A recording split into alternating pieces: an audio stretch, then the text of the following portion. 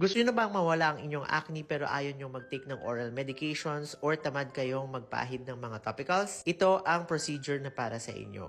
So guys, ang procedure na ito ay tinatawag nating sebaceous gland destruction. So yung nakikita nyo guys na hinawakan ko ay isang handpiece ng isang radio frequency machine kung saan sa dulo na ito ay dumadaloy ang radio frequency at nilalapat natin ito sa mga areas ng balat na may hyperactive oil glands. So ang problema lang naman talaga sa acne guys, kahit anong type man ng acne na meron tayo, ay ang hyperactive or yung mga abnormal na mga sebaceous glands natin.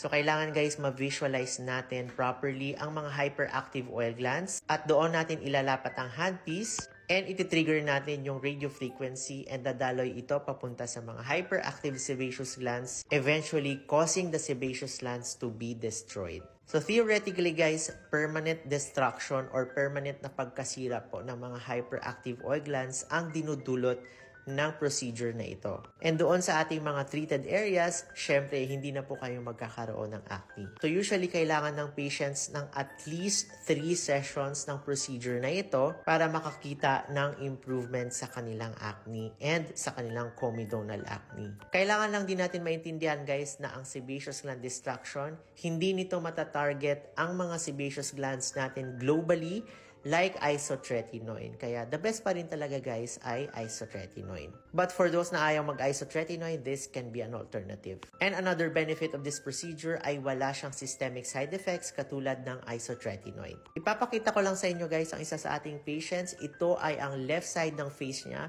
So katatapos niya lang ng 2 sessions of the sebaceous gland destruction and nakita nyo naman guys, there is a really nice reduction of your acne and nag-improve din yung kanyang skin texture. And ito naman yung other side ng kanyang face, makikita nyo, again, there is a remarkable improvement over acne and also texture of the skin as well. Alright guys, if ayaw nyo mag-isotretinoin or tinatamad kayong mag-topicals, then this procedure is for you. Alright guys, for more acne tips, follow me and Basta Acne DMD. Bye guys! Stay safe!